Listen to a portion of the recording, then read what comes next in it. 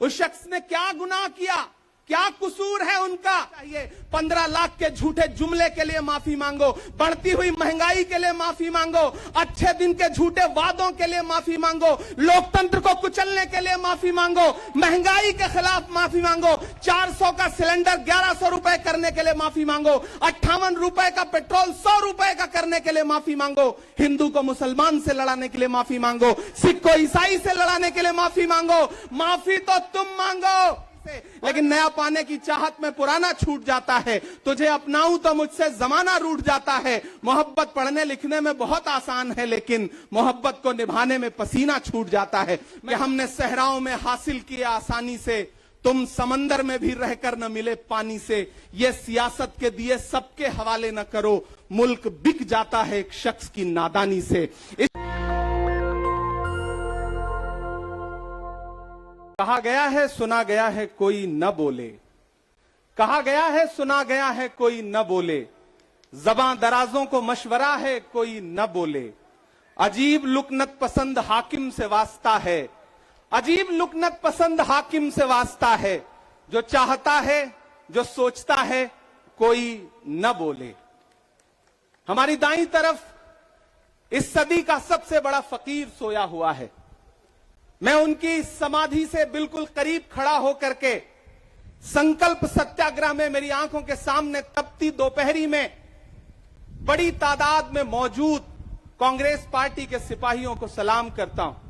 नवरात्रि चल रही है, रमजान चल रहा है, मैं रोजे की हालत में हूं। आप तमाम साथी ऐसे होंगे जिन्होंने नवरात्रि के व्रत रखे होंगे, और इस पवित्र सप्ताह के बीच में हम खड़े हैं एक हाकिम की सनक के से उपजे हुए एक फैसले के खिलाफ। दोस्तों, भारत के लोकतंत्र के लिए एक मुश्किल लम्हा है ये।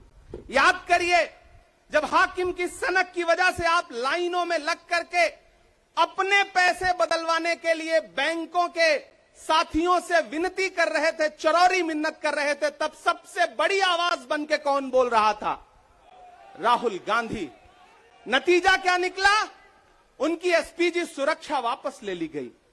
याद करिए, जब गब्बर सिंह टैक्स लगा करके छोटे व्यापारियों को बर्बाद करने का सपना पाला था इस सरकार ने, तो सबसे मजबूत आवाज बन के कौन बोल रहा था? राहुल गांधी। नतीजा क्या निकला? हजारों करोड़ रुपए खर्च करके उनके पीछे ट्रोल आर्मी लगा दी गई। उनकी इमेज खराब करने के लिए जितने तरीके अपना सकती थी भारतीय जनता पार्टी उसने अपनाया। याद करिए कि जब राफेल के मुद्दे पर, राफेल में हुई लूट के खिलाफ एक अकेला शख्स पूरे देश में खड़ा होकर के चौकीदार से पूछ रहा था कि आपकी चौकीदारी का सवाल है, बताइए सच्चाई क्या है, तब उनके पीछे 55 घंटे उन्हें ईडी के ऑफिस में बिठा करके पूछताछ की गई। मेरे भाई, उस शख्स ने क्या गुनाह किया, क्या कसूर है उनका? उनका कसूर इतना है कि जब देश में नफरतें सर चढ़ करके बोल रही थी, तो उस शख्स ने कहा कि मैं भारत जोड़ने के लिए अपने पैर के छालों की परवाह किए बगैर 4000 किलोमीटर चलूंगा। यह कसूर है राहुल गांधी का। यह कसूर है राहुल गांधी का कि वह एक शहीद पिता के बेटे हैं। यह कसूर है उनका। यह कसूर है उनका कि उनकी दादी ने इस देश की मिट्टी के लिए अपने खून का एक एक कतरा कुर्बान कर दिया। यह कसूर है उनका। आज भारतीय जनता पार्टी के लोग हाउस में खड़े होकर के, सदन शुरू होते ही 1 मिनट भी सदन नहीं शुरू हुआ रहता था, और खड़े होकर के राहुल गांधी माफी मांगो के नारे शुरू कर देते थे। किस बात की माफी? क्योंकि वो भारत जोड़ रहे हैं, वो लोकतंत्र को बचाने की बात कर रहे हैं। अरे भाजपाइयों, माफी तो आपको मांगनी चाहिए। 15 लाख के झूठे जुमले के लिए माफी मांगो, बढ़ती हुई महंगाई के लिए माफी मांगो, अच्छे दिन के झूठे वादों के लिए माफी मांगो, लोकतंत्र को कुचलने के लिए माफी मांगो, महंगाई के खिलाफ माफी मांगो, 400 का सिलेंडर 1100 रुपए करने के लिए माफी मांगो, 58 रुपए का पेट्रोल 100 रुपए का करने के लिए माफी मांगो, हिंदू को मुसलमान से लड़ाने के लिए माफी मांगो, सिख को ईसाई से लड़ाने के लिए माफी मांगो। माफी तो तुम मांगो, और अगर तुम ये कहते हो कि राहुल गांधी ने विदेश में जाकर के भारत का अपमान किया, तो प्रधानमंत्री जी मैं आपसे पूछना चाहता हूं कि जब दोहा में, शंघाई में, कैलिफोर्निया में, अमेरिका में खड़े होकर के आप कह रहे थे कि भारत तो सपेरों का देश है, भारत में पैदा होना तो पाप है, प्रधानमंत्री जी माफी तो आपको मांगनी चाहिए। मैं आज प्रियंका दीदी को सुन रहा था, मेरी आंखों में आंसू थे उनका भाषण सुन करके। पिछले कुछ हफ्तों में 2 बार मेरी पलकें नम हुई। पहली बार तब हुई जब हम संसद भवन से तमाम सांसद निकल रहे थे और एकाएक हमने सीपीपी ऑफिस में देखा कि राहुल गांधी जी को 2 साल की सजा दे दी गई। उन लम्हों में मेरी आंख में आंसू थे। मैं शायर हूं तो मैं भावुक हूं, शायद इसलिए मेरी आंखें नम हो जाती हैं ऐसे लम्हों में। आज जब प्रियंका जी बोल रही थी तो मैं उन्हें सुनकर के भी मैं नम हो गया। ये जुल्म है कि जुल्म को कहता हूं साफ जुल्म, ये जुल्म है कि जुल्म को कहता हूं साफ जुल्म। क्या जुल्म कर रहा हूं, मुझे मार दीजिए। जो जख्म बांटते हैं उन्हें जीस्त पे है हक, मैं फूल बांटता हूं, मुझे मार दीजिए। फिर उसके बाद हिंदुस्तान वालों, फिर उसके बाद शहर में नाचेगा हू का शोर, फिर उसके बाद शहर में नाचेगा हू का शोर। मैं आखिरी सदा हूं, मुझे मार दीजिए। मेरे भाई, इस देश के लोकतंत्र को बचाने के लिए जो सबसे बड़ी आवाज है इस देश के, उसको मारने की, उसको कुचलने की जो कोशिश है, उसके खिलाफ आपको खड़ा तो होना पड़ेगा, आपको बोलना तो पड़ेगा। मैं कभी कभी सोचता हूं कि जब मैं कभी समाधि पर जाऊं तो क्या मुंह दिखाऊंगा महात्मा गांधी को, मैं क्या मुंह दिखाऊंगा राजीव जी को, हम क्या मुंह दिखाएंगे इंदिरा जी को कि उनके वारिस के साथ, उनके घर के चश्मो चिराग के साथ इस तरह की अपमानजनक बातें की जा रही हैं और देश खामोश बैठा है। सवाल आपसे है, सवाल यहां बैठे हुए लोगों से नहीं है, सवाल आपसे है जो आप कांग्रेस की मोहब्बत में यहां आए हुए। मैं आपको सलाम करता हूं, मैं जानता हूं आप राहुल गांधी जी से मोहब्बत करते हैं, कांग्रेस पार्टी से मोहब्बत करते हैं, प्रियंका दीदी के सम्मान में आए हुए हैं, खड़गे साहब के सम्मान में आए हुए हैं, मैं जानता हूं, वरना इस तपती दोपहरी में व्रत रख के, रोजा रख करके कौन परेशान होने के लिए आता। आपको मोहब्बत है पार्टी से, लेकिन नया पाने की चाहत में पुराना छूट जाता है। तुझे अपनाऊं तो मुझसे जमाना रूठ जाता है। मोहब्बत पढ़ने लिखने में बहुत आसान है, लेकिन मोहब्बत को निभाने में पसीना छूट जाता है। मैं जानता हूं कि आप पसीने के बीच भी, आप तपती दोपहरी के बीच भी यहां बैठे हैं। क्यों? क्योंकि आपके मन में पीड़ा है, आप देख रहे हैं कि लोकतंत्र को किस तरह से कुचला जा रहा है। मेरे भाई, ये एक मुश्किल वक्त है। मैं इस मंच पर खड़ा होकर के, गांधी समाधि के इस मंच पर खड़ा होकर के पूरे देश का आह्वान करता हूं कि अब समय राहुल गांधी के सत्याग्रह का नहीं है। अब राहुल गांधी जी से आगे बढ़ करके देश के एक एक व्यक्ति के ऊपर बात आ गई है। एक ऐसी आवाज जो आपके लिए संसद में बोल रही थी, कसूर क्या था? उन्होंने प्रधानमंत्री जी के भ्रष्टाचारी मित्रों के खिलाफ आवाज उठाई। उन्होंने पूछा कि 20,000 करोड़ रुपया कहां से आया अडानी की कंपनियों में। उन्होंने पूछा कि नीरव मोदी ने, ललित मोदी ने, मेहुल चौकसी ने जो इस देश को लूटा है, उसका जवाब प्रधानमंत्री जी को देना पड़ेगा।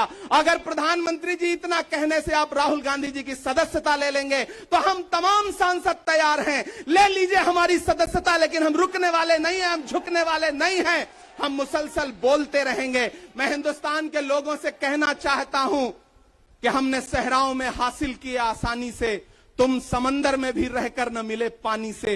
ये सियासत के दिए सबके हवाले न करो, मुल्क बिक जाता है एक शख्स की नादानी से। इस शख्स की नादानी से देश बिक रहा है, लोकतंत्र मटिया मेट हो रहा है, संविधान को कुचला जा रहा है। और वो आखिरी सदा जो 7 फरवरी को गूंजी थी पार्लियामेंट में, उसको भी खामोश करने के लिए उसे संसद से निकाल दिया गया है।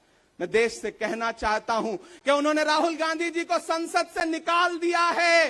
देश सुने इस बात को कि नरेंद्र मोदी जी और उनकी सरकार ने साम दाम दंड भेद इस्तेमाल करके राहुल गांधी को संसद से निकाल दिया है। अब देश के ऊपर फैसला है, उन्होंने संसद से निकाला है। देश के लोगों, राहुल गांधी को अपने दिल में रखो, अपने दिल में बिठाओ, निकलो पूरे देश में, करो सत्याग्रह, देखते हैं इस हुकूमत की तानाशाही में कितनी ताकत है। अगर कांग्रेस का एक एक कार्यकर्ता जो अपने घरों पर कहीं बैठा हुआ है, मैं उससे भी आह्वान कर रहा हूं कि राहुल गांधी से बढ़ करके ये मसला इस देश के लोकतंत्र तक आ गया है, इसे बचाइए। और राहुल जी शायद अपने घर पर होंगे, यहां हम हजारों की तादाद में उनको समर्थन देने के लिए जुटे हैं। मैं तो बस इतना कह रहा हूं कि मेरे भाई, आपको एक बात समझनी है, और वो ये है कि इस मुश्किल वक्त में हमें राहुल जी से ये कहना है कि लहू में भीगे तमाम मौसम गवाही देंगे कि तुम खड़े थे। एक आखिरी नज्म सुना करके मैं आपसे विदा लूंगा कि लहू में भीगे तमाम मौसम गवाही देंगे कि तुम खड़े थे।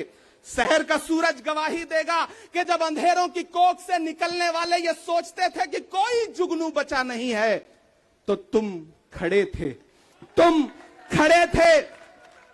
तुम्हारी आंखों के ताकचों में जलती मशालों ने नई मनाजिल हमें दिखाई। तुम्हारे भाई, तुम्हारी बहनें, तुम्हारी माएं, तुम्हारी मिट्टी का जर्रा जर्रा गवाही देगा कि तुम खड़े थे। हमारी धरती के जिस्म से जब हवस के मारे ये सोचते थे कि सियाह जोंकों की तरह चिमटे, तो तुम खड़े थे। तुम्हारी हिम्मत, तुम्हारी अजमत और इस्तकामत तो वो हिमालय है कि जिसकी चोटी तलक पहुंचना न पहले बस में रहा किसी के, न आने वाले दिनों में होगा। सो आने वाली तमाम नस्लें गवाही देंगी कि तुम खड़े थे, कि तुम खड़े थे। हम तमाम लोग, मैंने कहा ना, बहुत सारे लोग यहां व्रत रख करके आए हुए हैं, मैं रोजे से हूं। हम तमाम लोग इस देश के लोकतंत्र को बचाने के लिए राहुल गांधी जी के साथ अलल ऐलान खड़े हैं, खड़े रहेंगे और एक एक सांस तक उनके साथ खड़े रहेंगे। ये हमारा राहुल गांधी जी से वादा है। जिसे खौफ नहीं है मुरझाने का, हम उस गुल के साथ खड़े हैं। कैसा भी दौर आए लेकिन हम राहुल के साथ खड़े हैं। कल भी खुलकर साथ खड़े थे, आज भी खुलकर साथ खड़े हैं। कैसा भी दौर आए लेकिन हम राहुल के साथ खड़े हैं। शुक्रिया। नेशनल दस्तक की आपसे गुजारिश है कि अगर इसको बचाना चाहते हैं तो नेशनल दस्तक को सब्सक्राइब करने के लिए रेड कलर के सब्सक्राइब बटन को दबाएं, फिर बेल आइकन की घंटी दबाएं। नेशनल दस्तक को बचाने के लिए बहुत जरूरी है कि हर खबर को शेयर करें, लाइक करें, कमेंट जरूर करें।